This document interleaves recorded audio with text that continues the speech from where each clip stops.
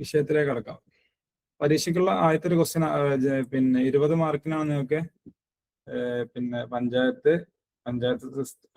Government programmes, അങ്ങനെ എല്ലാം കൂടിയിട്ടുള്ള 20 മാർക്കിന്റെ ക്വസ്റ്റ്യൻ. നിങ്ങളുടെ ലാംഗ്വേജ് അല്ലാത്ത പാർട്ടിൽ അല്ലെ, ലാംഗ്വേജ് അല്ലാത്ത പാർട്ടിൽ നിന്ന് 20 ക്വസ്റ്റ്യൻസ്. റൈറ്റ് ടു ഇൻഫർമേഷൻ ഒക്കെ ഉണ്ടല്ലോ, അതൊക്കെ ഒരു ടഫ് ക്വസ്റ്റ്യൻ ആയതുകൊണ്ട് അല്ലേ. അപ്പൊ നമ്മുടെ ഫസ്റ്റ് ക്വസ്റ്റ്യൻ എന്തായിരുന്നു? How many woman cabinet ministers are there in 18th Lok Sabha അല്ലെ, 18ാം ലോകസഭയിലെ വുമൺ ക്യാബിനറ്റ്.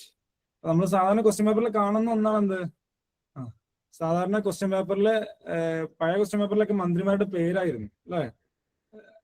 അപ്പൊ ഇതിലൊരു ജസ്റ്റ് ഒരു മാറ്റമുണ്ട്. 2 ക്യാബിനറ്റ് മിനിസ്റ്റേഴ്സ് ചോദിച്ചു. ഇത് നമ്മൾ പിന്നെ കേന്ദ്രമന്ത്രിസഭ ആകുമ്പോ സ്റ്റേറ്റ് മിനിസ്റ്റേഴ്സ് ഉണ്ടാവും, സഹമന്ത്രിമാരുണ്ടാവും അല്ലെ. അതിൽ കുറെ വുമൻസ് ഉണ്ട്, 7ഓളം മന്ത്രിമാരുണ്ടല്ലോ, അതുകൊണ്ടാണ് ഇവിടെ 7 കൊടുക്കുന്നുണ്ട്. അപ്പൊ ഇവിടെ ചോദിക്കുന്ന ക്യാബിനറ്റ് മിനിസ്റ്റേഴ്സ് ആണ്. നിങ്ങൾക്ക് അറിയുന്ന ഒരു ക്യാബിനറ്റ് മിനിസ്റ്റർ പേരെന്താ? നമ്മുടെ ഫിനാൻസ് മിനിസ്റ്റർ ലേഡിയാണ് അല്ലെ. പിന്നെ നിർമ്മല സീതാരാമൻ. പിന്നെ ലോകസഭ ചോദിച്ചിട്ടുണ്ട് അല്ലെ, ലോകസഭ ചോദിച്ചിട്ടുണ്ട്. അതുകൊണ്ട് എന്താണ് നിർമ്മല സീതാരാമനും Annapurna Devi cabinet minister woman and child development.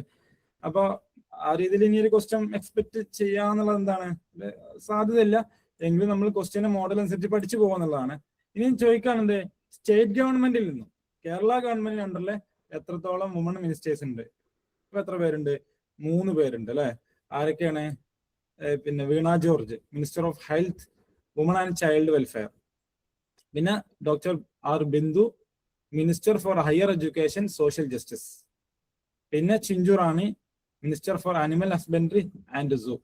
അങ്ങനെ സ്റ്റേറ്റ് ഗവൺമെന്റിന്റെ മന്ത്രിസഭയിലേക്ക് വരുമ്പോൾ, കേരള സ്റ്റേറ്റ് മന്ത്രിസഭയിലേക്ക് വരുമ്പോൾ നമുക്ക് മനസ്സിലാകുന്നത് ഇവിടെ 3 മിനിസ്റ്റേഴ്സ് ആണ് വുമൺ ആയിട്ടുള്ളത്.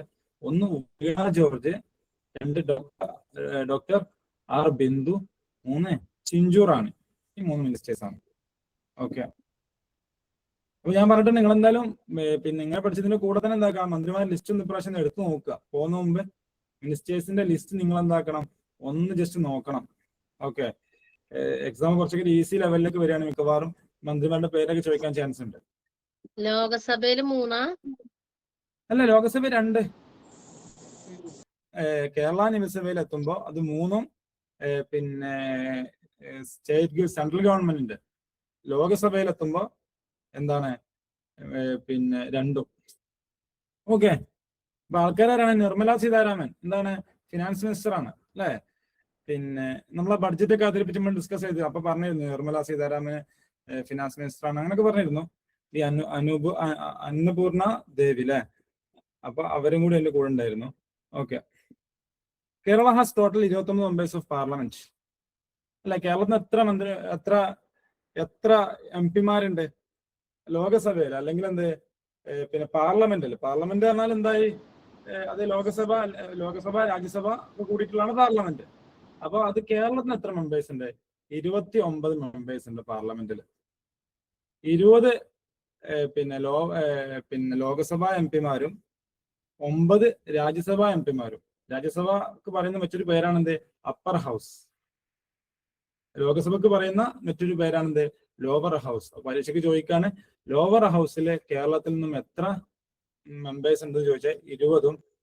എന്നാൽ അപ്പർ ഹൗസിൽ, അതായത് രാജ്യസഭയിൽ എത്ര മെമ്പേഴ്സ് ഉണ്ട് ചോദിച്ചാൽ 9 മെമ്പേഴ്സ് ഉണ്ട്. ഓക്കെ, അടുത്ത ക്വസ്റ്റ്യൻ എന്താണ്? Hayao Miyazaki, winner of the 2024 Ramon Magsaysay award is renowned അല്ലെ. ഈ പറയുന്ന ഹയോ മിയാസാക്കിക്കാണ് 2024 പിന്നെ മാഗ്സസെ അവാർഡ് കിട്ടുന്നത്. മാഗ്സസെ അവാർഡ് കിട്ടുന്നത് ഹയോ മിയാസാക്കി എന്ന് പറയുന്ന ജപ്പാൻ എന്നുള്ള ഒരാൾക്കാണ്. അപ്പൊ അദ്ദേഹം ഏത് ഫീൽഡിലാണ് വർക്ക് ചെയ്തിരുന്നത്? ഓക്കെ, ക്വസ്റ്റ്യൻ മനസ്സിലായല്ലോ. ഹയാ മിയാസാക്കി എന്ന് പറയുന്ന ആള് എന്താണ് 2024 പിന്നെ റമൻ മാഗ്സസെ അവാർഡ് കിട്ടിയത് അദ്ദേഹത്തിനാണ്. അപ്പൊ അദ്ദേഹം ഏത് ഫീൽഡിൽ നിന്നുള്ള ആളാണ് അല്ലെ, അദ്ദേഹം ഏത് ഫീൽഡിലാണ് വർക്ക് ചെയ്തിരുന്നുള്ളതാണ്. സോഷ്യൽ വർക്കർ ആണോ, ആനിമേറ്റർ ആണോ, കൺസർവേഷനിസ്റ്റ് ആണോ, ഡോക്ടർ ആണോ? അപ്പൊ നിങ്ങൾ ഉത്തരം എഴുതിയെന്ന് വിചാരിക്കുന്നു. എന്താണ്? ആനിമേറ്റർ ആയിരുന്നു അല്ലെ. നമ്മൾ പ്രതീക്ഷിക്കാത്തൊരു ക്വസ്റ്റ്യൻ ആണ്. 2024 മാഗ്സസെ അവാർഡ് ആരാ പഠിച്ചാലും അദ്ദേഹം ഏത് ഫീൽഡിൽ നിന്നാ ചോദിക്കുന്നത് അല്ലെ. അപ്പൊ അതാരാണ്? പിന്നെ അദ്ദേഹം ഒരു ആനിമേറ്റർ ആയിരുന്നു. ജപ്പാനിൽ നിന്നാണ് അദ്ദേഹം ഒരു ആനിമേറ്റർ ആണ്. അതിന്റെ കൂടെ തന്നെ മനസ്സിലാക്കുക, ആദ്യമായിട്ട് മാക്സിസ് അവാർഡ് കിട്ടുന്ന ആരാണ്? ഒരു ഇന്ത്യക്കാരാണ്. അറിയോ? ആദ്യമായിട്ട് പിന്നെ മാക്സിസ് അവാർഡ് കിട്ടുന്നത് ഒരു ഇന്ത്യക്കാരനാണ്. ആ ഇന്ത്യക്കാരന്റെ പേരറിയോ? ആചാര്യ വിനോബ ഭാവെ. കേട്ടിട്ടില്ലേ? ആചാര്യ വിനോബ ഭാവെ. അദ്ദേഹം ഭൂപരിഷ്കരണമൊക്കെ ഉണ്ടല്ലോ, അതായത് പിന്നെ നമ്മളെ കേരളത്തിൽ ഭൂപരിഷ്കരണം തുടങ്ങുന്ന മുമ്പ് തന്നെ ഭൂപരിഷ്കരണവുമായിട്ട് ലാൻഡുമായി ബന്ധപ്പെട്ട് പ്രവർത്തിച്ച ഒരു ആക്ടിവിസ്റ്റ് ആണ്. ഓക്കെ, അപ്പൊ ആ ആളൊന്നും പഠിച്ചൊക്കെ നല്ലതാണ്. ആദ്യമായിട്ട് രമൺ മാക്സസെ അവാർഡ് കിട്ടുന്ന ആർക്കാണ്? ഇത് പിന്നെന്താ പറയാ, ഇതൊരു ഫിലിപ്പൈൻസ് ബേസ് ആക്കിയിട്ട് കൊടുക്കുന്ന ഒരു അവാർഡാണ്. ഇതിപ്പോ പിന്നെ എൻവിറോൺമെന്റ്, അതേ സോഷ്യൽ വർക്ക്, അങ്ങനത്തെ തുടങ്ങിയിട്ടുള്ള ആക്ടിവിറ്റീസിന് അത് നന്നായിട്ട് പെർഫോം ചെയ്യുന്ന ആളുകൾക്ക് കൊടുക്കുന്ന ഒരു അവാർഡാണ് എന്ത്? Ramon Magsaysay award. ഇത് ഫിലിപ്പൈൻസ് ബേസ് ആക്കിയിട്ടാണ് ഈ അവാർഡ് കൊടുക്കുന്നത്. ഓക്കെ, ഗാന്ധി സത്യാഗ്രഹ അല്ല, അദ്ദേഹം പിന്നെ ഗാന്ധിയനാണ്. ഗാന്ധി എന്ന് പറഞ്ഞാൽ എന്താ? നമ്മുടെ ഗാന്ധിയുടെ ആശയങ്ങൾ ഫോളോ ചെയ്യുന്ന ആളാണ് ഗാന്ധിയൻ എന്ന് പറയുന്നത്. അല്ല, വൈക്കം സത്യാഗ്രഹത്തിന്റെ അതിലായിട്ട് അയാളെ പേര് കേട്ട പോലെ, ആചാര്യ വിനോബ ഭാവെ. ഫസ്റ്റ് വിന്നർ അജയ് ഉണ്ടല്ലേ, അതിലുണ്ടോ? ഓക്കെ, ഫസ്റ്റ് ഇന്ത്യനാണ് ഇദ്ദേഹം. ആചാര്യ വിനോബ. 1958 ഇദ്ദേഹത്തിന് കിട്ടുന്നത്. ഇവിടെ എന്താ പറഞ്ഞ ഇയാളുടെ പേര്? ഇദ്ദേഹം നമ്മളെ എന്തുകൊണ്ടാ പറഞ്ഞു വെച്ചാല്, രമൺ മാക്സസെ അവാർഡ് 2024 കിട്ടിയത് നമ്മൾ ആരാന്ന് പറഞ്ഞു. ഇത് ആദ്യമായി കിട്ടിയത് ആർക്കാണ്? ഒരു ഇന്ത്യക്കാരനാണ്. ഇന്ത്യക്കാരന്റെ പേരാണ് എന്ത്? ആചാര്യ വിനോബ ഭാവെ. ഓക്കെ, ഇദ്ദേഹം പിന്നെ ഒരു ആക്ടിവിസ്റ്റ് ആയിരുന്നു. പിന്നെ ഇദ്ദേഹം ലാൻഡ് എന്തായി പാവങ്ങൾക്ക് എത്തിക്കുക. നമ്മള് ഭൂപരിഷ്കരണമൊക്കെ പറഞ്ഞില്ലേ, ആ ഭാഗത്ത് ഇദ്ദേഹത്തെ ഒരു ഡിസ്കഷൻ വരാറുണ്ട്, ലാൻഡുമായിട്ട് ബന്ധപ്പെട്ടിട്ടുള്ളത്. ഓക്കെ, ഇത് പറഞ്ഞല്ലേ, ഇത് ഫിലിപ്പൈൻസ് ബേസ് ആക്കിയിട്ട് കൊടുക്കുന്ന ഒരു അവാർഡാണ്. ഇതെന്താ ഏഷ്യൻ നോബൽ എന്നൊക്കെ അറിയപ്പെടുന്നത്. ഈ അവാർഡ് എന്ത് പേരിൽ അറിയപ്പെടുന്നുണ്ട്? ഏഷ്യൻ നോബൽ എന്ന് അറിയപ്പെടുന്നുണ്ട്. ഓക്കെ, അപ്പൊ ഇത് വ്യത്യസ്ത ഫീൽഡുകളിൽ പിന്നെ പെർഫോം ചെയ്യുന്ന ആളുകൾക്ക് കൊടുക്കുന്ന ഒരു അവാർഡാണ്. ഓക്കെ, അപ്പോ ഈ ഒരു അവാർഡ് 2024 ആർക്കാണ് കിട്ടിയത് എന്നുള്ളതാണ് ക്വസ്റ്റ്യൻ. ഓക്കെ, കിട്ടിയ പേരാണ് ഹയാ മിയാസ്ഗി എന്ന് പറയുന്ന ജപ്പാൻകാരനാണ്. അപ്പൊ അദ്ദേഹം ഏത് ഫീൽഡിലാണ് വർക്ക് ചെയ്തിരുന്നത്? ഓക്കെ, അദ്ദേഹം ഒരു ആനിമേറ്റർ. നമ്മൾ ഫിലിമിന്റെ ഫീൽഡ് ഉണ്ടല്ലോ, അയാൾ കുറെ ഫിലിം ഉണ്ടാക്കിയിട്ടുണ്ട്. അങ്ങനത്തെ ആ ഫിലിം ഉണ്ടാക്കിയതാണെങ്കിൽ പോലും ഫിലിമിന്റെ ഫീൽഡിൽ ഇയാൾ കൊടുക്കുന്നില്ല. പകരം ഇയാളുടെ എൻവിറോൺമെന്റൽ പ്രൊട്ടക്ഷൻ, അതുമായി ബന്ധപ്പെട്ട അയാളുടെ പ്രവർത്തനങ്ങളാണ് അയാൾക്ക് ഈ അവാർഡ് കിട്ടാൻ കാരണം. ഓക്കെ, പിന്നെ അതിന്റെ കൂടെ നമ്മൾ പറഞ്ഞെന്താ വെച്ചാല്, ഇന്ത്യയിൽ നിന്നും ഈ അവാർഡ് ആദ്യം ലഭിക്കുന്നത് ആചാര്യ വിനോബ ഭാവെ എന്ന് പറയുന്ന ഇന്ത്യൻ ഫിലോസഫർക്കാണ്. ഓക്കെ, പിന്നെ ഇതും കൂടി പഠിച്ചു വെച്ചോളൂ. 2025 ആർക്കാണ് ഈ അവാർഡ് കിട്ടിയത്? 2025 മാക്സസെ അവാർഡ് കിട്ടിയത് ആർക്കാണ്? അത് 3 പേർക്ക് കിട്ടിയിട്ടുണ്ട്. 3 പേർക്ക് ഈ അവാർഡ് കൊടുത്തിട്ടുണ്ട്. ഒന്നൊരു NGOക്കാണ് കൊടുത്തിട്ടുള്ളത്. NGO എന്ന് പറഞ്ഞാൽ നിങ്ങൾക്ക് അറിയായിരിക്കും അല്ലെ, ഒരു പിന്നെ ഓർഗനൈസേഷൻ ആണ്, നോൺ ഗവൺമെന്റൽ ഓർഗനൈസേഷൻ. അത് കിട്ടിയിട്ടുള്ള ആദ്യത്തെ ഒരു NGO ആണ്. ഈ അവാർഡ് നേടിയിട്ടുള്ള ആദ്യത്തെ NGO ആണ് ഈ പറയുന്ന എഡ്യൂക്കേറ്റ് ഗേൾസ് എന്ന് പറയുന്ന ഈ NGOക്കാണ് 2025 മാക്സസെ അവാർഡ് കിട്ടിയിട്ടുള്ളത്. പിന്നീട് ആർക്കാണ് അവാർഡ്? ഈ അവാർഡ് 3 പേർക്ക് പ്രാവശ്യം കിട്ടിയിട്ടുണ്ട്. രണ്ടാമത് ഷാഹിന അലി എന്ന് പറയുന്ന മാൽദീവ്സ് എന്നുള്ള പിന്നെ ലേഡിയാണ്. അവർക്ക് കിട്ടിയ എന്തിനാണ്? ഫോർ എൻവിറോൺമെന്റൽ ലീഡർഷിപ്പ്, അല്ലെ, എൻവിറോൺമെന്റുമായി ബന്ധപ്പെട്ട പ്രവർത്തനങ്ങൾക്ക് കാഴ്ചവെച്ചതിനാണ് അദ്ദേഹത്തിന്, ഷാഹിന അലി എന്ന് പറയുന്നവർക്ക് ഈ അവാർഡ് ലഭിക്കുന്നത്. മൂന്നാമതായിട്ട് ഈ അവാർഡ് കിട്ടിയത് ഫ്ലവിയാന ആന്റോണിയോ, ഫിലിപ്പൈൻസ് എന്നുള്ള ലേഡിയാണ്. അവർക്ക് എന്തിനാണ്? അപ്ലിഫ്റ്റിംഗ് ദ പുവർ, അല്ലെ, പാവപ്പെട്ട ആളുകളെ ഉയർത്തി കൊണ്ടുവന്ന കാലത്താണ് 2025 ഫ്ലവിയാന ആന്റോണിയോക്ക് ഈ അവാർഡ് ലഭിക്കുന്നത്. ഓക്കെ, അപ്പൊ ഇത് നിങ്ങൾ എന്തായാലും പഠിച്ചോ. 2025 മാക്സസെ അവാർഡ് ആർക്കാണ് കിട്ടിയത്? എഡ്യൂക്കേറ്റ് ഗേൾസ് എന്ന് പറയുന്ന ഇന്ത്യൻ പിന്നെ ഓർഗനൈസേഷൻ ആണ്. ആ ഓർഗനൈസേഷൻ ആരാണ് നടത്തുന്നത്? ഫൗണ്ട് ചെയ്ത ആരാണ്? സഫീന ഹുസൈൻ എന്ന് പറയുന്ന ഒരു ആക്ടിവിസ്റ്റ്. ഓക്കെ, പിന്നെ ആക്ടിവിസ്റ്റിനാണ് ഈ അവാർഡ് കിട്ടിയ. ഈ ഒരു ഓർഗനൈസേഷനാണ് കിട്ടിയത്. ഈ ഓർഗനൈസേഷൻ മാനേജ് ചെയ്യുന്നതും കണ്ടക്ട് ചെയ്യുന്നതും ഫൗണ്ട് ചെയ്ത ആരാണ്? സഫീന ഹുസൈൻ എന്ന് പറയുന്ന ലേഡി ആയിരുന്നു. പിന്നെ മനസ്സിലാക്കേണ്ടത്, 15 ഈ പറയുന്ന എഡ്യൂക്കേറ്റ് ഗേൾസ് എന്ന് പറയുന്ന ഈ ഓർഗനൈസേഷന്റെ ഒരു ഓപ്പൺ സ്കൂളിംഗ് പ്രോഗ്രാം ആണ് എന്ത് പ്രാഗതി എന്ന് പറയുന്ന പ്രോഗ്രാം. 15-29 വയസ്സുള്ള ഇടയിലുള്ള യങ് വുമണിനെ ഫോക്കസ് ചെയ്തിട്ടുള്ള ഒരു ഓപ്പൺ സ്കൂളിംഗ് പ്രോഗ്രാം ആണ് പ്രാഗതി. ഓക്കെ,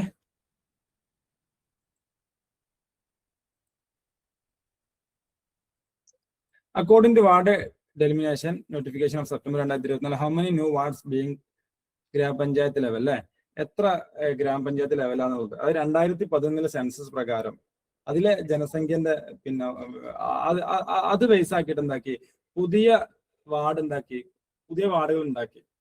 ഓക്കെ, അപ്പൊ കുറച്ചുകൂടി കോംപ്ലിക്കേറ്റഡ് ക്വസ്റ്റ്യൻ ആണ്, എക്സ്പെക്ട് ചെയ്യാത്തൊരു ക്വസ്റ്റ്യൻ ആണ് അല്ലെ. 2024 പഞ്ചായത്ത് പിന്നെ ത്രിതല പഞ്ചായത്തുമായി ബന്ധപ്പെട്ട് വാർഡുകളുടെ എണ്ണം കൂട്ടി ആ എണ്ണം കൂട്ടിയത് എത്രയാണെന്നുള്ളതാണ്. ഗ്രാമപഞ്ചായത്ത് ലെവലിൽ എത്ര പിന്നെ വാർഡുകൾ കൂട്ടിയിട്ടുണ്ട്. ഓക്കെ, ഇതിനെക്കുറിച്ച് നമ്മൾ വേഗം പറഞ്ഞു പോവാണ്.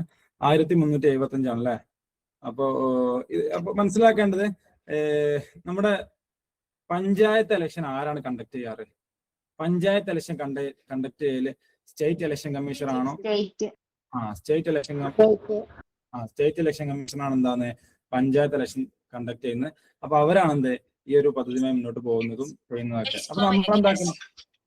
ഓക്കെ, പിന്നെ ഈ എലിമിനേഷനെ വേണ്ടിയിട്ട് ഗവൺമെന്റ് യൂസ് ആയിട്ടുള്ള ഒരു പുതിയൊരു ആപ്പ് ഉണ്ടായിരുന്നു. ആ ആപ്പിന്റെ പേരും കൂടി പഠിച്ചു വെക്കുന്നതാണ് ക്യൂ ഫീൽഡ് എന്ന് പറയുന്ന ആപ്പ് ഉപയോഗിച്ചിട്ടാണ് എലിമിനേഷൻ പിന്നെ വാർഡ് കൂട്ടാണല്ലോ, വാർഡ് കൂട്ടുക കുറക്കൊക്കെ ചെയ്യുന്നത്.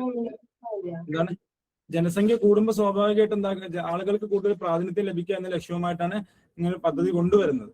ഓക്കെ, അങ്ങനെ പദ്ധതി കൊണ്ടുവന്ന സമയത്ത് അതിന് വേണ്ടിയിട്ട് വാർഡുകളെ പിന്നെ കൂട്ടാനും കുറക്കാനൊക്കെ വേണ്ടിയിട്ട് നമ്മുടെ നാട്ടിലെ വാർഡിന്റെ നമ്പറൊക്കെ മാറിയിട്ടുണ്ടാവും. അതൊക്കെ ഇതിന്റെ ഭാഗമായിട്ട് വരുന്ന സംഭവമാണ്. അപ്പൊ ഏതായാലും അതിനു വേണ്ടി ഉപയോഗിക്കുന്ന എന്താണ് ആപ്പ് ഏതാന്ന് വെച്ചാൽ ക്യൂ ഫീൽഡ് എന്ന് പറയുന്ന ആപ്പാട്ടോ. മനസ്സിലാക്കി വെക്കുക, ക്യൂ ഫീൽഡ് എന്ന് പറയുന്ന ആപ്പാണ് ഈ വാർഡുകളെ കൂട്ടാനും കുറക്കാനും വേണ്ടിയിട്ട് ഗവൺമെന്റ് യൂസ് ചെയ്തിരുന്നത്. പിന്നെ മനസ്സിലാക്കേണ്ടത് നിങ്ങൾ വാർഡില് ഫീൽഡ് വർക്ക് ചെയ്യുന്ന ഓർത്ത് വെച്ചാൽ മതിയല്ലേ? എന്താണ് വാർഡുകളിലൊക്കെ ഫീൽഡ് വർക്ക് ചെയ്യുമല്ലോ നമ്മള് വോട്ടിന് വേണ്ടിയിട്ട്. യെസ് അങ്ങനെ ആലോചിച്ചാൽ മതി. ഓക്കെ, അത് മനസ്സിലാക്കി വെക്കുക. പിന്നെ നിങ്ങൾ പഠിക്കേണ്ടത് നിങ്ങളെ ക്വസ്റ്റ്യൻ പേപ്പറിൽ പഞ്ചായത്ത് രാജിനെ കുറിച്ച് കണ്ടിന്യൂസ് ആയിട്ട് ക്വസ്റ്റ്യൻസ് വരുന്നുണ്ട്. എത്ര ക്വസ്റ്റ്യൻസാണ് വരുന്നവരാ? അപ്പൊ ഇതൊന്ന് നാഷണൽ പഞ്ചായത്ത് രാജ് ഡേ എന്നാണ് national panchayat raj day? April 24-നാണ് പിന്നെ നാഷണൽ പഞ്ചായത്ത് രാജ് ഡേ എന്നാ ചോദിച്ചു കഴിഞ്ഞാൽ ഏപ്രിൽ 24-നാണ്. ഓക്കെ, പിന്നെ അതിന്റെ ഭാഗമായിട്ട് 2 കോൺസ്റ്റിറ്റ്യൂഷണൽ അമെന്റ്മെന്റ്സ് ഉണ്ടായിട്ടുണ്ട് അല്ലെ. 73ാമത് കോൺസ്റ്റിറ്റ്യൂഷണൽ അമെന്റ്മെന്റ് അല്ലെ 1993 ഏപ്രിൽ 24-നാണ് അത് എന്തായത്. അന്നാണ് എന്താന്ന് കോൺസ്റ്റിറ്റ്യൂഷണൽ പഞ്ചായത്ത് രാജ് ഇൻസ്റ്റിറ്റ്യൂഷൻസിന് എന്ത് കൊടുക്കുന്നത്? കോൺസ്റ്റിറ്റ്യൂഷണൽ പവർ കൊടുക്കുന്നത്. അതുകൊണ്ടാണ് ഏപ്രിൽ 24 എന്തായിട്ട് ആചരിക്കുന്നത്? നാഷണൽ പഞ്ചായത്ത് രാജ് ഡേ ആയിട്ട് ആചരിക്കുന്നത്. ഓക്കെ, അതൊന്ന് മനസ്സിലാക്കി വെക്കുക. പിന്നെ പ്രധാനപ്പെട്ട 2 ആർട്ടിക്കിൾ ഏതുമായി ബന്ധപ്പെട്ട് ചോദിക്കാം അല്ലെ. നിങ്ങൾ ഇപ്രാവശ്യം പല ക്വസ്റ്റ്യൻസിലും കാണുന്നുണ്ട് ആർട്ടിക്കിൾ തന്നിട്ട് എന്തുമായി ബന്ധപ്പെട്ട ആർട്ടിക്കിൾ ആണ് അല്ലെ. കോൺസ്റ്റിറ്റ്യൂഷന്റെ പോർഷൻ തന്നിട്ട് ഇത് ഏത് പിന്നെ ഒരു ക്വസ്റ്റ്യൻ ഉണ്ട് നമ്മൾ എന്താണ് സ്റ്റേറ്റ് സെൻട്രൽ റിലേഷൻ അല്ലെ. അങ്ങനെ ക്വസ്റ്റ്യൻ ഇല്ലേ, സ്റ്റേറ്റ് സെൻട്രൽ റിലേഷനുമായി ബന്ധപ്പെട്ടിട്ടുള്ള ആർട്ടിക്കിൾ ഏതാണ് അങ്ങനെയൊക്കെ ചോദിക്കുന്നുണ്ട്. ജസ്റ്റ് മനസ്സിലാക്കി വെക്കുക. ആർട്ടിക്കിൾ 40 എന്തുമായി ബന്ധപ്പെട്ടതാണ്? മെൻഷൻ ദ പഞ്ചായത്തിനെ കുറിച്ച് ഡിസ്കസ് ചെയ്യുന്നുണ്ട് അല്ലെ. പിന്നെന്താണ് ആർട്ടിക്കിൾ 246 നമ്മൾ നേരത്തെ പറഞ്ഞ കാര്യമാണ്. ആർട്ടിക്കിൾ 246 ആണ് സ്റ്റേറ്റ് ലെജിസ്ലേച്ചറിനെ എന്താണ് ലോക്കൽ സെൽഫ് ഗവൺമെന്റുമായി ബന്ധപ്പെട്ട കാര്യങ്ങൾ ചെയ്യാൻ ആരുടെ റെസ്പോൺസിബിലിറ്റി ആണ്? സ്റ്റേറ്റ് ലെജിസ്ലേച്ചറുടെ ഉത്തരവാദിത്തമാണ് എന്ന് പറഞ്ഞിട്ടുള്ള ആർട്ടിക്കിൾ. അത് ഏതാണ് ആർട്ടിക്കിൾ? ആർട്ടിക്കിൾ 246. നിങ്ങൾ മനസ്സിലാക്കേണ്ടത് ആർട്ടിക്കിൾ 40-ഉം ആർട്ടിക്കിൾ 246-ഉം എന്തുമായി ബന്ധപ്പെട്ടതാണ്? പഞ്ചായത്ത് രാജുമായി ബന്ധപ്പെട്ട ആർട്ടിക്കിളാണ്. അതായത് ത്രിതല പഞ്ചായത്തുമായി ബന്ധപ്പെട്ട ആർട്ടിക്കിളാണെന്ന് മനസ്സിലാക്കി വെക്കുക. പിന്നെ അതിന്റെ കൂടെ എന്തുകൂടി പഠിച്ചു വെക്കുക, കമ്മ്യൂണിറ്റി ഡെവലപ്മെന്റ് പ്രോഗ്രാംസ്. മുമ്പ് കേട്ടിട്ടുണ്ടോ? CDP കേട്ടിട്ടുണ്ടോ? ഇന്ത്യയിൽ CDP നടപ്പിലാക്കുന്ന എപ്പോഴാണ്? CDP നടപ്പിലാക്കുന്നത് 1952 ഒക്ടോബർ 2-നാണ്. ഓക്കെ, പിന്നെ അപ്പൊ അതിനു വേണ്ടിയിട്ട് CDP community community development programmes, അതായത് പൊതുജനങ്ങളുടെ പങ്കാളിത്തത്തോട് കൂടി എന്താക്കുക വികസനങ്ങൾ നടപ്പിലാക്കുക എന്നുള്ളതാണ് എന്ത് ഈ പറയുന്ന കമ്മ്യൂണിറ്റി ഡെവലപ്മെന്റ് പ്രോഗ്രാമിന്റെ ലക്ഷ്യം. നമുക്കറിയാം ത്രിതല പഞ്ചായത്താണ് എന്താ ആളുകളെ പങ്കെടുപ്പിച്ചുകൊണ്ട് എന്താക്കുക ഗ്രാമസഭ നടത്തുന്നു. എന്തായാലും അർത്ഥം ആളുകൾക്ക് ഇതിന്റെ ഒരു ഭാഗമാവുക, ഏറ്റവും താഴെത്തട്ടിലെ ആളുകളും ഇതിന്റെ ഭാഗമാവുക എന്ന ലക്ഷ്യത്തോടു കൂടിയാണ് ഈ പറയുന്ന ത്രിതല പഞ്ചായത്ത് ഇലക്ഷൻ ഒക്കെ നടക്കുന്നത് അല്ലെ. അപ്പൊ അതുപോലത്തെ ഒരു സ്കീമാണ് 1952 ഒക്ടോബർ 2 നിലവിൽ വന്നിട്ടുള്ള ഒരു സ്കീമാണ് കമ്മ്യൂണിറ്റി ഡെവലപ്മെന്റ് പ്രോഗ്രാം. അതിന് വേണ്ടിയിട്ട് ആരുടെ തലയാണ് ഉപയോഗിച്ചത്, അത് ആരാണ് ഇത് ഇംപ്ലിമെന്റ് ചെയ്യാൻ വേണ്ടിയിട്ട് സഹായിച്ചിട്ടുള്ള അമേരിക്കൻ എക്സ്പെർട്ട് ആരാണ്? ആൽബർട്ട് മേയർ എന്ന് പറയുന്ന ആളുടെ പിന്നെ സഹായത്തോടു കൂടിയാണ് എന്താന്ന് ഈ പറയുന്ന അദ്ദേഹത്തിന്റെ ആശയങ്ങൾ അടിസ്ഥാനമാക്കിയിട്ടൊക്കെയാണ് എന്താന്ന് കമ്മ്യൂണിറ്റി ഡെവലപ്മെന്റ് പ്രോഗ്രാംസ് നടപ്പിലാക്കിയത്. ഓക്കെ, അപ്പൊ വർഷം മനസ്സിലാക്കി വെക്കാം. പിന്നെ CDP എന്നാണ് നടപ്പിലാക്കിയത്, ആരാണ് അതിന്റെ പിന്നെ ആശയങ്ങൾ, ആരുടെ ആശയങ്ങളായിരുന്നു? ആൽബർട്ട് മേയർ എന്ന് പറയുന്ന ഒരാളുടെ ആശയങ്ങളായിരുന്നു. അദ്ദേഹത്തിന്റെ പ്രൊജക്റ്റ് ആണ് Etawah pilot project. Okay, Etawah pilot project എന്ന പ്രൊജക്ടിന്റെ സഹായത്തോടു കൂടിയാണ് ഈ ഒരു പിന്നെ പദ്ധതി നടപ്പിലാക്കുന്നത്. പിന്നെ അതേപോലെ തന്നെ article 23 article 243A to article 243O വരെയാണ് എന്ത് പഞ്ചായത്തിനെ കുറിച്ച് ഡിസ്കസ് ചെയ്യുന്ന പിന്നെ article. Okay, article 243A to article 243O വരെയാണ് എന്ത് പഞ്ചായത്ത് എന്ന് പറയുന്ന പോർഷൻ ഇന്ത്യയുടെ കോൺസ്റ്റിറ്റ്യൂഷനിൽ ഡിസ്കസ് ചെയ്യുന്നത്. അതുപോലെ തന്നെ പാർട്ട് 9 പഞ്ചായത്ത് വരുന്നത്. ഏത് ഭാഗത്താണ്? പാർട്ട് 9 പഞ്ചായത്ത് വരുന്നത്. പിന്നെ panchayat are covered under the 11th schedule of the Indian constitution. Indian കോൺസ്റ്റിറ്റ്യൂഷന്റെ 11ാമത്തെ ഷെഡ്യൂളിലാണ് ഈ പറയുന്ന പിന്നെ പഞ്ചായത്ത് എന്നുള്ള ഭാഗം വരുന്നത്. അത് ജസ്റ്റ് മനസ്സിലാക്കി വെക്കട്ടോ. പിന്നെ 12ാമത് ഷെഡ്യൂൾ എന്താ ഡിസ്കസ് ചെയ്യുന്നത്? 12ാമത് ഷെഡ്യൂള് ലോക്കൽ ബോഡീസ്, മുനിസിപ്പാലിറ്റീസ് ഉണ്ടല്ലോ, മുനിസിപ്പാലിറ്റീസ്, കോർപ്പറേഷൻ, അതുമായി ബന്ധപ്പെട്ട് വരുന്ന എന്താണ് ഇന്ത്യൻ കോൺസ്റ്റിറ്റ്യൂഷന്റെ 12ാമത്തെ പോർഷനാണ്, 12ാമത്തെ ഷെഡ്യൂളാണ്. നമുക്കറിയാം. അപ്പൊ എന്താണ് 74ാമത് കോൺസ്റ്റിറ്റ്യൂഷൻ അമെൻമെന്റ് ആക്ട് 1992. പിന്നെ അതെന്താണ്? അത് മുനിസിപ്പാലിറ്റീസുമായി ബന്ധപ്പെട്ടതാണ്. ഓക്കെ, 1992 74ാമത് കോൺസ്റ്റിറ്റ്യൂഷൻ അമെൻമെന്റ് മുനിസിപ്പാലിറ്റീസുമായി ബന്ധപ്പെട്ടതാണ്. 73 എന്തുമായി ബന്ധപ്പെട്ടതാണ്? പഞ്ചായത്തുമായി ബന്ധപ്പെട്ടതാണ്. ഓക്കെ, അപ്പൊ ഷെഡ്യൂളും പാർട്ടും ഒക്കെ പഞ്ചായത്തുമായി ബന്ധപ്പെട്ടതും കോർപ്പറേഷനുമായി ബന്ധപ്പെട്ടൊക്കെ ഒന്ന് അറിഞ്ഞു വെക്കുന്നത് നല്ലതാണ്, പരീക്ഷയ്ക്ക് ചോദിക്കാൻ ചാൻസ് ഉണ്ട്. പിന്നെ ആർട്ടിക്കിൾ 243 ടു ആർട്ടിക്കിൾ 203 Z വരെയാണ് മുനിസിപ്പാലിറ്റീസിനെ കുറിച്ച് ഡിസ്കസ് ചെയ്യുന്നത്. Identify the book the author of Malabar കലാപം. മലബാർ കലാപം എന്ന് പറയുന്ന ബുക്ക് ആര് എഴുതിയതാണ്? ആൻസർ ചെയ്തോ? മലബാർ കലാപം എന്ന് പറയുന്ന ബുക്ക് ആര് എഴുതിയതാണ്? ആൻസർ ചെയ്തിരുന്നു? കൺഫേം ആൾക്കാർ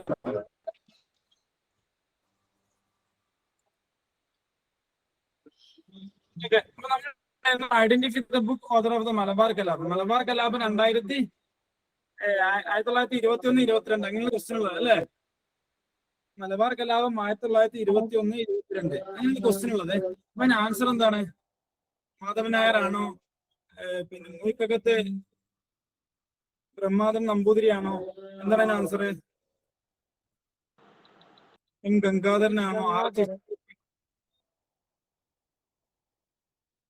ഗംഗാധരൻ. യെസ്, ഗംഗാധരനാണ് ആൻസർ. ഓക്കെ, അതിന്റെ കൂടെ മനസ്സിലാക്കേണ്ടത് കെ മാധവൻ നായരുടെ മറ്റൊരു പുസ്തകമുണ്ട്, മലബാർ കലാപം. ഓക്കെ, സംശയം പല ആളുകളും ഞാൻ ഫസ്റ്റ് ക്വസ്റ്റ്യൻ കണ്ടപ്പോ അതിന് ആൻസർ എക്സ്പെക്ട് ചെയ്ത് കെ മാധവൻ നായരാണ്. അദ്ദേഹത്തിന്റെ ഫേമസ് ആയിട്ടുള്ള ബുക്കാണ് മലബാർ കലാപം എന്നുള്ളത്. ഓക്കെ, ഇതിന്റെ ആൻസർ എന്താണ്? M Gangadharan, doctor M Gangadharan. Okay, historian ആണ് അല്ലെ? അപ്പൊ അദ്ദേഹത്തിന്റെ ഒരു പുസ്തകമാണ് പിന്നെ ഈ പറയപ്പെട്ട മലബാർ കലാപം 2021-22 അങ്ങനെ ക്വസ്റ്റ്യൻ ഉള്ളത് അല്ലെ? മലബാർ കലാപം 2021-22 ക്വസ്റ്റ്യൻ ഉള്ളത്. ആരാണ്? എന്താണ്? 100 വർഷം മുമ്പാണ് 1921. ഓക്കെ, മലബാർ കലാപം 1920 നടന്നത്. അപ്പൊ ഇതുമായി ബന്ധപ്പെട്ട കുറെ പുസ്തകങ്ങൾ വരുന്നുണ്ട്. അതിലൊരു ക്വസ്റ്റ്യൻ ആണെന്ത്, കെ മാധവൻ നായർ. അപ്പം അതിന്റെ കൂടെ അതാ പറഞ്ഞത്, മാധവൻ നായർ എഴുതിയ ബുക്ക് ഏതാണ്? മലബാർ കലാപാണ്. പക്ഷെ ഗംഗാധരൻ എന്ന് പറയുന്ന ആളെ എഴുതിയതാണ് മലബാർ കലാപ് 2021 1922. അതാണ് ക്വസ്റ്റ്യൻ ഉള്ളത് കേട്ടോ. അപ്പൊ അതങ്ങനെ മനസ്സിലാക്കണം. പിന്നെ മനസ്സിലാക്കേണ്ടത് ഈ മൂഴിക്കുന്നത്ത് ബ്രഹ്മദത്തൻ നമ്പൂതിരി എന്ന് പറഞ്ഞൊരു ഗാന്ധിയനാണ്. ഓക്കെ, അദ്ദേഹത്തിന്റെ ബുക്ക് ഉണ്ട്, അദ്ദേഹത്തിന്റെ ബയോഗ്രഫി ഉണ്ട്. പിന്നെ എന്താണ് ഖിലാഫത്ത് സ്മരണകൾ. ഖിലാഫത്ത് സ്മരണകൾ എന്ന് പറയുന്ന ആളെന്താണ്, ബുക്ക് എന്താണ്, മൂഴിക്കകത്ത് ബ്രഹ്മദത്തൻ നമ്പൂതിരി എന്ന് പറയുന്ന ഒരു ഗാന്ധിയനെ എഴുതിയ നമ്മൾ ഓപ്ഷണൽ ആളാണ്. അതുകൊണ്ട് ഞാൻ പറഞ്ഞത് ഖിലാഫത്ത് സ്മരണകൾ എന്ന് പറയുന്ന പുസ്തകമാണ് അദ്ദേഹത്തിന്. അതിന് ഇംഗ്ലീഷാണ് എന്ത്, അതിന് നമ്മൾ കൂടെ ചേർത്തുള്ള ഖിലാഫത്ത് റെമിനിസൻസ് എന്ന് പറയുന്ന ആ പുസ്തകം. ഓക്കെ, പിന്നെ അതിന്റെ കൂടെ കുറച്ച് ബുക്കുകൾ പഠിച്ചോളി നിങ്ങള്. പിന്നെ അടുക്കളയിൽ നിന്ന് മരങ്ങത്തേക്ക് ആരെ പുസ്തകമാണ് നിങ്ങൾക്ക് അറിയായിരിക്കും.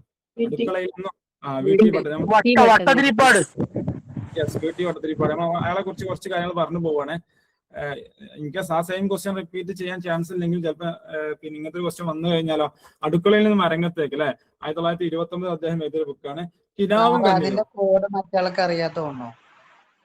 എന്താണ് കോഡ് മറ്റിപ്പോ പറഞ്ഞ ആൾക്ക് അറിയാത്തോണു. കോഡായി അറിയാലേ, കൂടെ അറിയോ?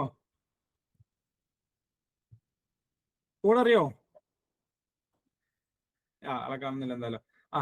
എന്തായാലും പിന്നെന്താണ്, കണ്ണീരും കിനാവും അല്ലെ, അതാണ് അദ്ദേഹത്തിന്റെ ഓട്ടോബയോഗ്രഫി. മാറിപ്പോകരുത്. അടുക്കളയിൽ നിന്ന് മരങ്ങത്തേക്ക്. അത് കഴിഞ്ഞിട്ട് എന്താണ് അദ്ദേഹത്തിന് വെച്ചൊരു പുസ്തകമാണ് കണ്ണീരും കിനാവും അല്ലെ. ടിയേഴ്സ് ആൻഡ് ഡ്രീംസ് അല്ലെ, ഓട്ടോബയോഗ്രഫിയാണ്. കർമ്മവിഭാഗം, പിന്നെ രജനീരംഗം, പിന്നെ പോം വഴി ഷോർട്ട് സ്റ്റോറിയാണ്. പോം വഴി എന്ന് പറഞ്ഞാണ് ഷോർട്ട് സ്റ്റോറി കളക്ഷൻ ആണ്. പിന്നെ അദ്ദേഹം നടത്തിയിട്ടുള്ള വളരെ ഫേമസ് ആയിട്ടുള്ള യാത്ര ഉണ്ട്. എന്താണ് യാചന യാത്ര. യാചന യാത്ര എന്ന് പറയുന്നത് അദ്ദേഹം നടത്തിയിട്ടുള്ള വളരെ ഫേമസ് ആയിട്ടുള്ള പിന്നെ ഒരു യാത്രയാണ്. PSC പലവട്ടം ചോദിച്ചതാണ്, പക്ഷെ നിങ്ങളുടെ അറബി ക്വസ്റ്റ്യൻ പേപ്പറിൽ കണ്ടിട്ടില്ല. എങ്കിലും നമ്മൾ എന്താ പഠിച്ചു വെക്കാം. 1931 യാചന യാത്ര അദ്ദേഹം നടത്തിയിട്ടുള്ളത്. പിന്നെ എന്റെ കൂടെ നമുക്ക് 2 പുസ്തകം പഠിക്കാം. സമരന്തന്റെ ജീവിതം അല്ലെ, ആരെ ബുക്കാണ്? സമരന്തന്റെ എന്താണ് VS അച്യുതാനന്ദ ബുക്കാണ് അല്ലെ. അച്യുതാനന്ദൻ മരിച്ച ഡേറ്റ് എന്താണ്? 2025 ജൂലൈ 21. ഓക്കെ, പിന്നെ മറ്റൊരു പുസ്തകമാണ് കാലം സാക്ഷി എന്നുള്ള ആരുടെ ഓട്ടോബയോഗ്രഫിയാണ്? ഉമ്മൻചാണ്ടിയുടെ ഓട്ടോബയോഗ്രഫിയാണ് അല്ലെ. ഉമ്മൻചാണ്ടിയുടെ ഓട്ടോബയോഗ്രഫിയാണ് കാലം സാക്ഷി. ഓക്കെ, ആ പുസ്തകത്തിന്റെ പേര് പഠിച്ചു വെക്കുക. അതിന്റെ കൂടെ തന്നെ 2025 PT ചാക്കോ എന്ന് പറയുന്ന ആള് പിന്നെ എന്താ ഉമ്മൻചാണ്ടിയെ പറ്റി എഴുതിയിട്ടൊരു പുസ്തകമാണ് വിസ്മയ ജീവിതത്തെ. അടുക്കളയിൽ നിന്ന് 1929 PTയുടെ കൃതിയാണ്. പിന്നെ ഒരു ഡ്രാമ അല്ലെ, കണ്ണീരും കിനാവും അല്ലെ. അത് അദ്ദേഹത്തിന്റെ ടിയേഴ്സ് ആൻഡ് ഡ്രീംസ് അല്ലെ, കണ്ണീരും കിനാവും. അത് VT ഭട്ടതിരിപ്പാടിന്റെ ഓട്ടോബയോഗ്രഫിയാണ്. ഓക്കെ, അദ്ദേഹത്തിന്റെ മറ്റൊരു പുസ്തകമാണ് കർമ്മവിഭാഗം. പിന്നെ അദ്ദേഹത്തിന്റെ ഷോർട്ട് സ്റ്റോറി കളക്ഷൻ ആണ് രജനീരംഗം, പൊംവഴി എന്ന് പറയുന്നതാണ് ഷോർട്ട് സ്റ്റോറി കളക്ഷൻ. പിന്നെ അദ്ദേഹം നടത്തിയിട്ടുള്ള യാത്രയാണ് യാചന യാത്ര. ഓക്കെ, അതിന്റെ കൂടെ നമ്മള് പറയാൻ വീട്ടില് സാർ ഇദ്ദേഹത്തെ ഒരു തീയാടി പെൺകുട്ടി ഇദ്ദേഹത്തെ ഒരു കണക്ക് പഠിപ്പിക്കുന്ന ഒരു കഥയുണ്ട്. അതൊന്ന് കണ്ണീരിന്റെ ഒരു ഇത്. മൂപ്പർക്ക് ഒന്നും അറിയില്ലായിരുന്നു അവസാനം. അങ്ങനത്തെ ഒരു വലിയൊരു കഥ ഇദ്ദേഹത്തിനുണ്ട്. ഒന്നും അറിയാത്തടുത്ത് അതായിരിക്കും മിക്കവാറും ആ കഥ. കാലം സാക്ഷി എന്നുള്ള ഉമ്മൻചാണ്ടിയുടെ പുസ്തകമാണ്. പിന്നെ PT ചാക്കോ എഴുതിയ പുസ്തകമാണ് വിസ്മയ തീരത്ത്. ഓക്കെ, പിന്നെ യോഗക്ഷേമ സഭ അല്ലെ. യോഗക്ഷേമ സഭ എന്ന് പറയുന്നത് VT ഭട്ടതിരിപ്പാടുമായി ബന്ധപ്പെട്ട ഒരു റിഫോമിസ്റ്റ് കമ്മ്യൂണിറ്റിയാണ് അല്ലെ, ഒരു നവോത്ഥാന കമ്മ്യൂണിറ്റിയാണ് അല്ലെ. അത് ആരുമായി ബന്ധപ്പെട്ടതാണ്? കേരളത്തിലെ നമ്പൂതിരീസിന്റെ മൂവ്മെന്റ് ആണ്. ഓക്കെ, എവിടെയാണ് യോഗക്ഷേമ സഭ സ്റ്റാർട്ട് ചെയ്യുന്നത്? ആലുവയില് 1908 ഓക്കെ, അതിന്റെ ഫസ്റ്റ് പ്രസിഡന്റ് ആരാണ്? ദേശമംഗലം ശങ്കരൻ എന്ന് പറയുന്ന ആളാണ്. VT ഭട്ടതിരിപ്പാട് അതിന്റെ കീ ലീഡറാണ്. അപ്പോ ചിലപ്പം ചോദിക്കുന്നത് ഈ പറയുന്ന യോഗക്ഷേമ സഭയുടെ ആദ്യത്തെ പ്രസിഡന്റ് ആരാ ചോദിച്ചാൽ VT ഭട്ടതിരിപ്പാടല്ല. ആരാണ്? ദേശമംഗലം ശങ്കരനാണ്. പക്ഷെ VT ഭട്ടതിരിപ്പാട് അതിന്റെ തലമുതിർന്ന ഒരു നേതാവായിരുന്നു. ഓക്കെ, അപ്പൊ ഈ പറയുന്ന യോഗക്ഷേമ സഭയുടെ ഒരു സ്ലോഗൻ ഉണ്ട്, ഒരു മുദ്രാവാക്യം ഉണ്ട്. എന്താണ്? Make Namboothiris human being. നമ്പൂതിരിമാരെ മനുഷ്യരാവുവിൻ. നമ്പൂതിരിമാരെ മനുഷ്യരാവുവിൻ എന്ന് പറയുന്നത് ഏത് സംഘടനയുമായി ബന്ധപ്പെട്ട പിന്നെ മുദ്രാവാക്യാണെന്ന് ചോദിച്ചാൽ യോഗക്ഷേമ സഭയുടെ മുദ്രാവാക്യാണ്. ഓക്കെ, അത് സ്ഥാപിച്ചത് ഫസ്റ്റ് സമ്മേളനം നടക്കുന്നത് ആലുവയിലാണെങ്കിലും അതിന്റെ ഹെഡ്ക്വാർട്ടേഴ്സ് എവിടെയാണ്? തൃശ്ശൂരിലാണ്. പിന്നെ യോഗക്ഷേമ സഭയുമായി ബന്ധപ്പെട്ട ഒരു ലേഡിയാണ് ആര്? പാർവതി നെന്മേനി മംഗലം. പാർവതി നെന്മേനി മംഗലം എന്ന് പറയുന്നത് എന്താണ്? യോഗക്ഷേമ സഭയിലെ ഒരു ലേഡിയാണ്. ഓക്കെ, ആ പേര് ജസ്റ്റ് പഠിച്ചു വെക്കുക. പാർവതി എന്ന് പഠിച്ചു വെച്ചാൽ മതി. ഓക്കെ, യോഗക്ഷേമ സമയവുമായി ബന്ധപ്പെട്ട ലേഡി ആരാ? ലീഡർ ആയിട്ടുള്ള ലേഡി ആരാ ചോദിച്ചാൽ Parvathi Nenmeni. Who was a lone woman member in the parliamentary standing committee that examined child marriage amendment bill that proposed the increase of marriageable age women to 18 അല്ലെ? പിന്നെ വുമൻസിന്റെ ഏജ് 18 നിന്നും 21 വുമൻസിന്റെ age 18 നിന്നും 21 ആക്കാനുള്ള discussion ഉണ്ടായിരുന്നു അല്ലെ? നിങ്ങൾ ഓർക്കുന്നുണ്ടാവും. അതൊക്കെ ഇപ്പഴാ ചോദിക്കുന്നത്. എത്രയോ പിന്നെ കോവിഡ് ഒക്കെ കഴിഞ്ഞ് എല്ലാവരും ഇരിക്കുന്ന സമയത്താണ് ഈ സാധനം വന്നിട്ടുള്ളത്. നിങ്ങൾ ഓർക്കുന്നുണ്ടോ? പല ആൾക്കാരും ആ സാധനം ഇപ്പഴാണ് ഇവർ ചോദിക്കുന്നത് അല്ലേ? അപ്പോ എന്താണ്? സുസ്മിത ദേവ് എന്ന് പറയുന്ന ലേഡി ആയിരുന്നു. എന്ത് സ്മൃതി കേട്ടോ? സുസ്മിത ദേവാണ് ആൻസറേ. ക്വസ്റ്റ്യൻ ഓക്കെ, ആ നിങ്ങൾ സ്കീം ചോദിച്ചു പോകണം. സിലബസിൽ കുറച്ച് സ്കീമുകൾ പറയുന്നുണ്ട്, അതിന്നാണ് ചോദ്യം വന്നത്. സ്കീം സ്പെഷ്യലായിട്ട് ഇത് പറയുന്നുണ്ടോ? സ്കീമിന്റെ ഭാഗം മാത്രം പറയുന്നുണ്ടോ? ഇത് ഈ സ്കീം പറയുന്നുണ്ടല്ലേ? ഇത് പറയുന്നുണ്ടോന്ന് അറിയില്ല. അപ്പൊ നമ്മള് കഴിഞ്ഞ ദിവസം ഏതൊക്കെയോ സാധനങ്ങളൊക്കെ അവിടെയും ഇവിടെ പറഞ്ഞ സാധനങ്ങൾ വന്നു പോയി എന്നല്ലാതെ കുറെ ഭാഗങ്ങൾ ചോദിക്കാത്തൊക്കെ ഉണ്ട്. ജസ്റ്റ് ഇത് പറഞ്ഞു പോവോ? ബേട്ടി ബച്ചാവോ ബേട്ടി പഠാവോ അല്ലെ? എന്താണ് ചൈൽഡ് സെക്സ് റേഷ്യോ അല്ലെ? അപ്പൊ അത് തന്നെ gender based sex selective elimination ഉണ്ടല്ലോ, ആ ഒരു പിന്നെ ഓക്കെ, അതായത് ബേട്ടി ബച്ചാവോ ബേട്ടി പഠാവോ എന്ന് പറയുന്ന സ്കീം എന്താന്ന് വെച്ചാല് prevent gender based sex selective elimination അല്ലെ? ആ ഒരു പിന്നെ ജെൻഡർ ബേസ്ഡ് ആയിട്ടുള്ള സെക്സിനെ ഒഴിവാക്കുന്ന പ്രവർത്തനം ഉണ്ടല്ലോ, പിന്നെ പെൺകുട്ടികളെ കൊല്ലുക അല്ലെ, ഒഴിവാക്കുക, അബോർഷൻ ചെയ്യുക, അതുമായി ബന്ധപ്പെട്ടിട്ടുള്ള ആ ഒരു ട്രാജഡി അത് ഒഴിവാക്കാൻ വേണ്ടിയിട്ട് പിന്നെ കേന്ദ്ര ഗവൺമെന്റ് ഒരു 2015 ഒരു പദ്ധതിയാണ് എന്ത്? ബേട്ടി ബച്ചാവോ ബേട്ടി പഠാവോ എന്നുള്ള പദ്ധതി. ഓക്കെ, അപ്പൊ ഓക്കെ, പരീക്ഷ ചോദിക്കുന്ന എന്താ വെച്ചാൽ ലക്ഷ്യങ്ങളൊക്കെ ചോദിക്കുന്നത്. ഈ ഒരു പദ്ധതിയുടെ ലക്ഷ്യം എന്തായിരുന്നു? അതിനുവേണ്ടി നിർമ്മിക്കപ്പെട്ട ഈ ഒരു ലക്ഷ്യത്തിന് വേണ്ടി നിർമ്മിക്കപ്പെട്ട പദ്ധതി ഏതാണ്? നമുക്ക് 2-3 പദ്ധതിയെ കുറിച്ച് ഐഡിയ ഉണ്ടെങ്കിൽ ചിലപ്പോൾ നമുക്ക് 4ാമത്തെ എന്താക്കാൻ കഴിയും? അത് എലിമിനേറ്റ് ചെയ്യാൻ കഴിയും. ഓക്കെ, ഒരു ടോട്ടൽ ഐഡിയ നമുക്ക് വേണം സ്കീമിനെ പറ്റിയിട്ട്.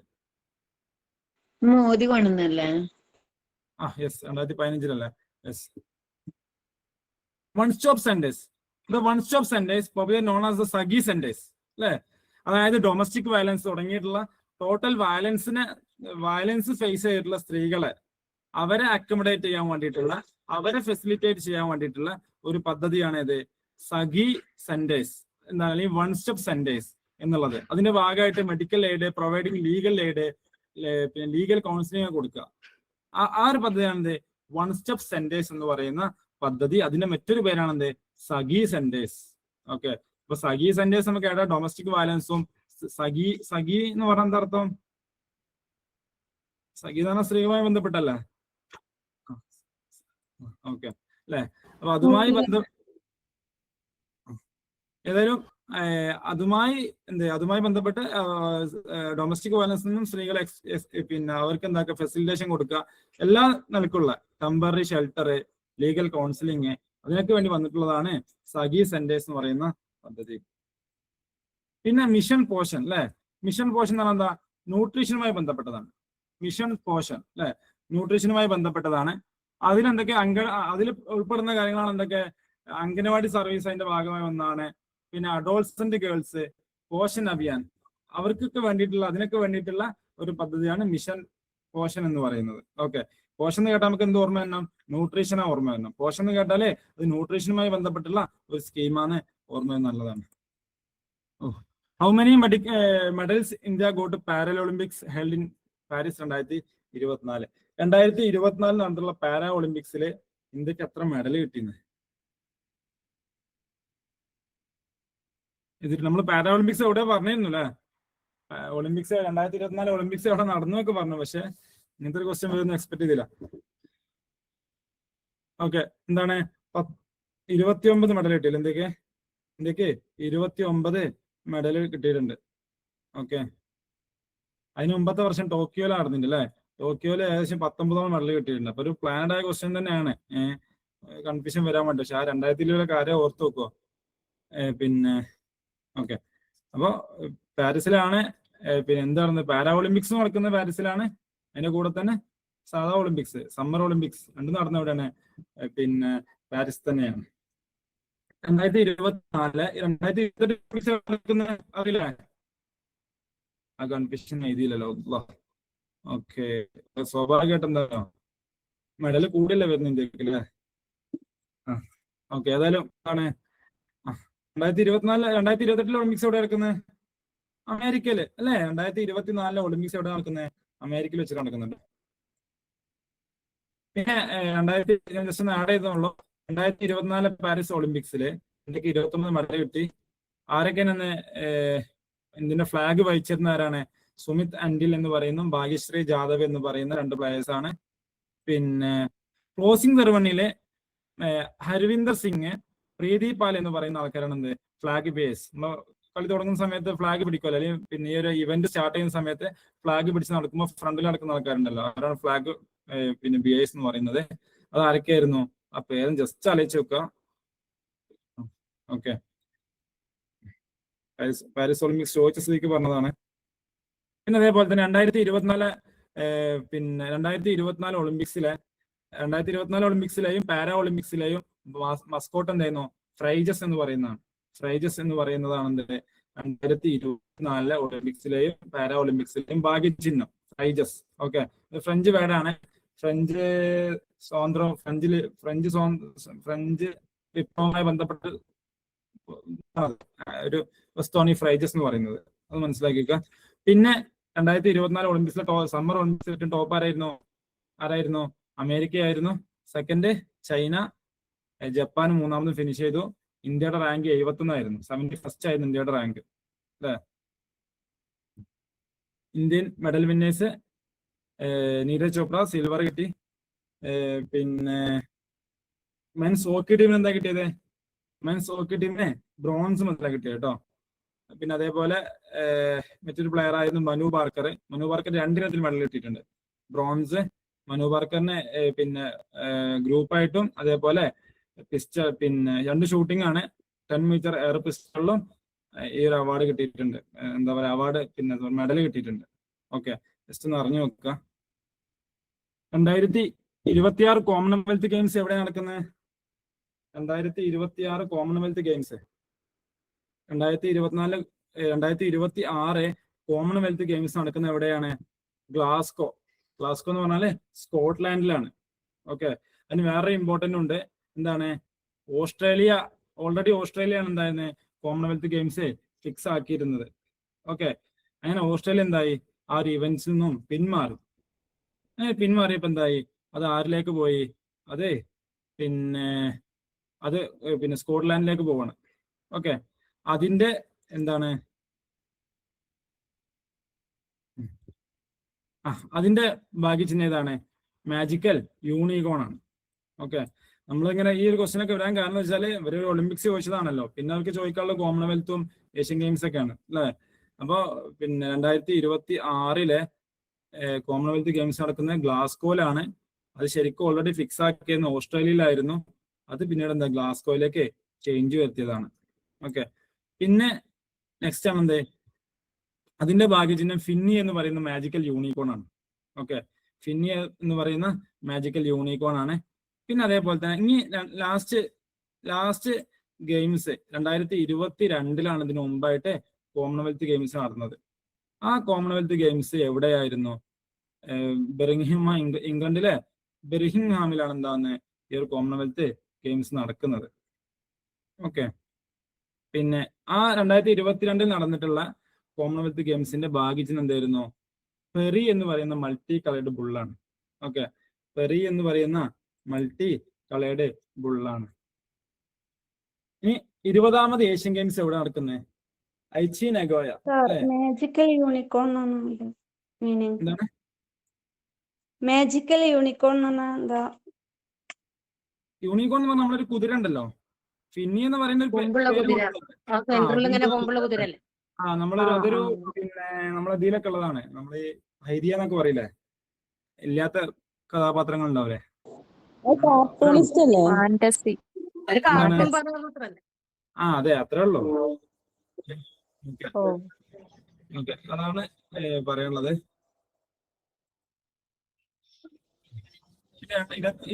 20ാമത് ഏഷ്യൻ ഗെയിംസ് എവിടെ നടന്നേ? ഐച്ചി നഗോയ നടക്കുന്ന എവിടെയാണ്? ജപ്പാനിലാണ്. ഓക്കെ. പിന്നെ 19ാമത് ഏഷ്യൻ ഗെയിംസ് എവിടെയായിരുന്നു? ചൈനയിലായിരുന്നു. ഓക്കെ, ഇത്ര കാര്യങ്ങളാണ് നമ്മുടെ ക്ലാസ്സിൽ ഡിസ്കസ് ചെയ്യാനുള്ളത്. ബാക്കി വിഷയങ്ങൾ എന്താവും നിങ്ങളുടെ നെക്സ്റ്റ് ക്ലാസ്സുകളിലായിട്ട് ഉണ്ടായിരിക്കുന്നത്. സാർ ആ പോർട്ട് പ്ലെയർ പറഞ്ഞില്ലല്ലോ. എന്താണ്? പോർട്ട് പ്ലെയർ അല്ലേ? അത് പറഞ്ഞില്ല. പോർട്ട് പ്ലെയറിന്റെ പുതിയ പേര് ശ്രീ വിജയപുർ. എന്താണ് ശ്രീ വിജയപുരം. ഓക്കെ. അത് മാത്രം സാറ് പറഞ്ഞ ഒരു ക്വസ്റ്റ്യൻ വന്നത്. കറണ്ട് അഫയേഴ്സ് ഇതിലും കറണ്ട് അഫയേഴ്സ് അല്ലേ നമ്മൾ എന്താ വെച്ചാല് ഒരു 2 വർഷം ബാക്കിലേക്ക് എന്താ അറിയോ, നമുക്ക് GK പഠിക്കാൻ വരെ പഠിച്ചേ പറ്റൂ. അതാണ് നമ്മൾ ഇന്നത്തെ കറണ്ട് അഫയേഴ്സ് എന്താണ്? ഇന്നത്തെ കറണ്ട് അഫയേഴ്സ് ഇന്നലക്കത്തെ കറണ്ട് അഫയേഴ്സ് എന്തായി? അത് നാളെ GK ആയി മാറി. അത് നമുക്കതൊരു എത്ര നമുക്ക് വഹിക്കാം. നമ്മളിപ്പോ കഴിഞ്ഞ അവസാനത്തെ 2 മാസത്തെ അല്ല ഈ 2026 നടത്തിലുള്ള എക്സാമിന്റെ ക്വസ്റ്റ്യൻ പേപ്പർ എടുക്കുമ്പോൾ എന്താ പറയുക, അതൊക്കെ വളരെ അടുത്ത സാധനം ചോദിക്കുന്നത്. ഒരു 5 മാസത്തെ ഗ്യാപ്പിലും 6 മാസത്തെ ഗ്യാപ്പിലൊക്കെ ചോദിക്കുന്നുണ്ട്. ഇത് ഭയങ്കര പിന്നിലേക്ക് പോയി. ഭയങ്കര ഒരു ക്വസ്റ്റ്യൻ പേപ്പർ റിസർച്ച് ഒക്കെ നടത്തിയിട്ട പോലെ തന്നെ ഈ ക്വസ്റ്റ്യൻ പേപ്പർ കണ്ടിട്ട് എനിക്ക് തോന്നുന്നു. നമ്മള് പഠിച്ച ക്വസ്റ്റ്യൻ ചിലപ്പോൾ അടുത്ത പരീക്ഷയ്ക്ക് നല്ല ഉപകാരപ്പെടും. ആവട്ടെ എന്തായാലും. ഇത് സ്കീമൊക്കെ 2016 അടുത്ത സ്കീമൊക്കെ ചോദിക്കുന്നത്. 2016 സ്കീം പറഞ്ഞപ്പോ 10 വർഷമല്ലേ ഏഷ്യൻ ഗ്യാപ്പ്. പിന്നെ fundamental objective of panchayat Raj അല്ലേ? എന്താ ക്വസ്റ്റ്യൻ ഒക്കെ വളരെ ഇങ്ങോട്ട് കഴിഞ്ഞ അറബി ക്വസ്റ്റ്യൻ പേപ്പറിൽ അതെ കഴിഞ്ഞ ഇതിലും വൃത്തികെട്ട GK ക്വസ്റ്റ്യൻ അല്ലേ? കഴിഞ്ഞ ക്വസ്റ്റ്യൻ പേപ്പറിലൊക്കെ നിങ്ങൾക്ക് ഉള്ളത് ഞാൻ പ്രീവിയസ് ഒക്കെ എടുത്ത് നോക്കിയപ്പോ ഇങ്ങനത്തെ ഓപ്ഷൻ ഒന്നും ഇല്ല. ഈ ഒരു രീതിയില്ല. ഒക്കെ ഒരു ക്വസ്റ്റ്യൻ തരാ, എന്നിട്ട് അതിനെന്താക്ക ആൻസർ പറയാ. ഇതിനൊക്കെ 4-3 ഓപ്ഷൻ വന്നിട്ട് നല്ല വളരെ ഓവർ സ്റ്റാൻഡേർഡ് ആയ ഒരു ക്വസ്റ്റ്യൻ പേപ്പർ. നിങ്ങൾ ഈ ഇതുണ്ടല്ലോ സ്കീം ആർട്ടിക്കിളുകളൊക്കെ നന്നായി പഠിക്കണം. അത് നല്ല ചോദിക്കുന്നില്ല ഈ ഇതൊക്കെ എന്താ അറിയോ, ആർട്ടിക്കിളിന്റെ ഒക്കെ എന്താന്ന് വെച്ചാല് നമുക്ക് 2-3 അറിയാൻ നമുക്ക് അതിന്റെ ആൻസറിലേക്ക് എത്തും അല്ലെ? നമ്മൾ എലിമിനേഷൻ മെത്തേഡൊക്കെ യൂസ് ചെയ്യണം. ടെൻഷൻ അടിച്ചിരിക്കരുത്. അതെനിക്ക് അറിയില്ല ഒഴിവാക്കരുത്. ടഫ് തന്നെ ആയിരുന്നു അല്ലെ? അപ്പൊ നമുക്ക് ചില ക്വസ്റ്റ്യൻ പേപ്പർ നമ്മൾ കാണുമ്പോൾ തന്നെ ഒഴിവാക്കരുത്. എലിമിനേഷൻ ചെയ്യാൻ പറ്റും നോക്കുക. നീറ്റ് പോലും കാണില്ല ഇങ്ങനെ അല്ലെ? നമുക്ക് ഇപ്പൊ ഈ ആർട്ടിക്കിൾ 23, 267, 248 ഒക്കെ ഉണ്ടല്ലോ, അതൊക്കെ നമ്മൾ എലിമിനേറ്റ് ചെയ്യാൻ നോക്കുക. പിന്നെ 2-3 ഉണ്ടെങ്കിൽ ഇപ്പൊ കുറെ ഓപ്ഷൻ എടുത്തതുണ്ടല്ലോ, അത് നമ്മൾ ചെയ്യേണ്ടത് എന്താ വെച്ചാല് നമുക്ക് അറിയുന്നുണ്ടോ നോക്കുക. ഉദാഹരണം ഞാൻ പറയാട്ടോ. ഏതാന്ന് വെച്ചാല് ഇങ്ങനത്തെ ക്വസ്റ്റ്യൻ പേപ്പർ ഉണ്ടല്ലോ അല്ലെ? എന്താ which of the following statements are incorrect അല്ലെ? ഏതാണെന്ത് ഇൻകറക്റ്റ് ആയിട്ടുള്ള സ്റ്റേറ്റ്മെന്റ് ഏതാണ്? അതൊക്കെ ആൻസർ ചെയ്ത ആൾക്കാരുണ്ടോ? മണി ബില്ലുമായി ബന്ധപ്പെട്ട് ആൻസർ ചെയ്ത ആൾക്കാരുണ്ടോ? ഉണ്ടല്ലേ? ഓക്കെ. അപ്പൊ അതൊക്കെ എന്ന് പറഞ്ഞാൽ നമുക്ക് ഇൻകറക്റ്റ് ആണ് ചോദിക്കുന്നത്. ഒന്ന് മാറിപ്പോയി. ക്വസ്റ്റ്യൻ ശരിക്കും വായിക്കണം. Which of the following statements are incorrect. Following സ്റ്റേറ്റ്മെന്റിൽ ഇൻകറക്റ്റ് ഏതാ ചോദിക്കുന്നത്. അങ്ങനെ മനസ്സിലാക്കി നമുക്ക് വളരെ ഈസി ആയിട്ട് അതിൽ ആൻസർ എത്താൻ കഴിയുന്നതാണ്. കുറച്ചൊരു ഐഡിയ ഉണ്ടെങ്കിൽ എന്താണ് നമുക്ക് ആദ്യം തന്നെ എന്താണ് ഈ മണി ബിൽ എവിടെ അവതരിപ്പിക്കുള്ളൂ? മണി ബിൽ എന്താ ലോക്സഭയിൽ അവതരിപ്പിക്കുള്ളൂ അല്ലെ? രാജ്യസഭയ്ക്ക് വലിയ റോളൊന്നും ഇല്ല. ആ 2-3 ഫാക്ട് നമുക്ക് അറിയാണെങ്കിൽ നമുക്ക് എന്താക്കാം, പിന്നെ ഇതിന് ആൻസറിലേക്ക് എത്താൻ കഴിയുന്നുള്ളതാണ് അല്ലേ? അതെ, യെസ്, അതെ. അപ്പൊ അങ്ങനത്തെ നമ്മള് ആ ആൻസർ കണ്ട് നിങ്ങൾ എന്താക്കരുത്, ഇത് ആദ്യം എനിക്ക് കിട്ടൂലല്ലോ, ഇതെന്തോ ഒരു സാധനമാണ്, പൊളിറ്റിക്സിൽ അങ്ങേയറ്റത്തെ ക്വസ്റ്റ്യൻ ഒന്നും വിചാരിക്കരുത്. കഴിഞ്ഞ നമ്മളെ അല്ലെ സാർ പഠിപ്പിച്ച സെയിം ആയിട്ടല്ലേ? ഓക്കെ. അപ്പൊ അങ്ങനെ നമ്മൾ എലിമിനേറ്റ് ചെയ്യാൻ ശ്രമിക്കും. ഇങ്ങനത്തെ ഒരു മെത്തേഡ് നിങ്ങൾ UPക്ക് വരികയാണെങ്കിൽ നിങ്ങൾ പഠിച്ച കാര്യങ്ങളേക്കാൾ പഠിക്കാതിരിക്കാനും വരില്ലേ അല്ലേ? അപ്പൊ നമ്മളത് എലിമിനേഷൻ മെത്തേഡ് എന്തായാലും സ്വീകരിച്ചേ പറ്റൂ. ഇതൊരു ഭയങ്കര ഭയങ്കര ലെവൽ ക്വസ്റ്റ്യൻ ആണ്. സാധാരണ ഒരു ഡിഗ്രി ലെവൽ ക്വസ്റ്റ്യൻസിനൊക്കെ വരുന്ന ചില ക്വസ്റ്റ്യൻസ് ഒക്കെ അങ്ങനെ വന്നിട്ടുണ്ട്. ഓക്കെ, എന്തായാലും എല്ലാവരും ഇഷ്ടപ്പെട്ട് പഠിക്കുക എന്തായാലും. ഓക്കെ, നമുക്ക് തൽക്കാലം വൈൻഡപ്പ് ചെയ്യാം. ഇത് നിങ്ങൾ എന്താ പറയുക, സമയം കളയത് കേട്ടോ. മാക്സിമം നിങ്ങൾ എല്ലാം അറിയുന്നതാണ് അറ്റൻഡ് ചെയ്യണം. മാക്സിമം അറിയുന്നതാണെങ്കിലേ നിങ്ങൾ എന്താക്കരുത്, ലാസ്റ്റിലേക്കൊന്നും ചില ആൾക്കാർ ഒരു ക്വസ്റ്റ്യൻ ഇങ്ങനെ കൂടും. അറബിക് ഇങ്ങനെ വായിച്ച് ഒന്നുമ്പോൾ തന്നെ കൂടി കഴിഞ്ഞാല് നിങ്ങൾ ബാക്കി സമയം പോകും. അതുകൊണ്ട് എന്താക്കുക, ഈ ജിക്കൊക്കെ പെട്ടെന്ന് വായിച്ചു പോവുക, എന്നിട്ട് വേഗം ചെയ്ത് പോവുക. ജിക്ക് ചിലതൊന്നും അത്ര സമയം വേണ്ടി വരില്ല. പക്ഷെ അറബിക്ക് ചില ക്വസ്റ്റ്യൻസ് ഒക്കെ മനസ്സിലാക്കാൻ സമയം എടുക്കുമായിരിക്കും അല്ലെ? നിങ്ങൾ ആദ്യം ജിക്കാണെങ്കിൽ അങ്ങനെ ജിക്ക് ചെയ്യാം, പിന്നെ ജിക്ക് അല്ലെങ്കിൽ അങ്ങനെ ചെയ്യാം. നിങ്ങളുടെ പ്ലാൻ അനുസരിച്ച് ആരും നിരാശനാവരുത്. ഞാൻ ആ ക്വസ്റ്റ്യൻ പേപ്പർ നോക്കിയില്ലല്ലോ, ആ ക്വസ്റ്റ്യൻ പേപ്പർ ആൻസർ ചെയ്തില്ലല്ലോ എന്നുള്ള ഒരവസ്ഥ നമുക്ക് ഉണ്ടാവരുത്. നോക്കിയില്ലെങ്കിൽ നമുക്ക് ഭയങ്കര ടെൻഷൻ ആയിരിക്കും അല്ലെ? എനിക്ക് അറിയണ ആൻസർ ആയിരുന്നു, നോക്കാൻ വിട്ടതുകൊണ്ടോ കിട്ടാത്തതുള്ള ആ അവസ്ഥ എത്തരുത്. വേഗം ആൻസർ പേപ്പർ കിട്ടിയാൽ വേഗം മുഴുവൻ വായിച്ചു നോക്കുക. നോക്കും വായിച്ചാൽ നമുക്ക് അറിയില്ല ഓപ്ഷൻ കിട്ടാതെ ആൻസർ കിട്ടുന്നുണ്ടാവും. അതൊക്കെ ചെയ്ത് നോക്കുക. ഓക്കെ, അതായാലും ഓൾ ദി ബെസ്റ്റ്. ഇതിന്റെ മീനിങ് ഒന്ന് പറഞ്ഞിട്ട് സാറേ. പറഞ്ഞോളൂ, ഞാൻ നോക്കിയത് പറയാം. Information concerning life and liberty of A person must be provided within 48 hours. അത് ഞാൻ അർത്ഥം പറയാം. അതിന്റെ ബാക്കിയുള്ളത് എനിക്ക് ഐഡിയ ഇല്ലാത്ത വിഷയമാണ്. അതെന്താ വെച്ചാല് നമ്മളെ ലൈഫല്ലല്ലോ മനുഷ്യനെ ഞാൻ ക്ലാസ് ഡിസ്കസ് ചെയ്ത സാധനമാണ്. എന്താ വെച്ചാല് പേഴ്സന്റെ ഒരു വ്യക്തിയുടെ സ്വാതന്ത്ര്യത്തിനും ജീവനും ബാധിക്കുന്ന വിഷയമാണെങ്കിൽ 48 അവേഴ്സിനുള്ള ആൾക്ക് മറുപടി കൊടുത്തേ പറ്റൂ. മനസ്സിലായോ? അതായത് മനുഷ്യനെ ജീവനെ ബാധിക്കുന്ന വിഷയമാണ്, അല്ലെങ്കിൽ അയാളുടെ സ്വാതന്ത്ര്യവുമായി ബന്ധപ്പെട്ട വിഷയമാണെങ്കിൽ 48 മണിക്കൂറിൽ എന്താക്കണം, ആൻസർ കൊടുക്കണം എന്നുള്ളതാണ്. അതൊരു ശരിയായ സ്റ്റേറ്റ്മെന്റ് ആണല്ലോ അല്ലേ? ഓക്കെ, എന്നാല്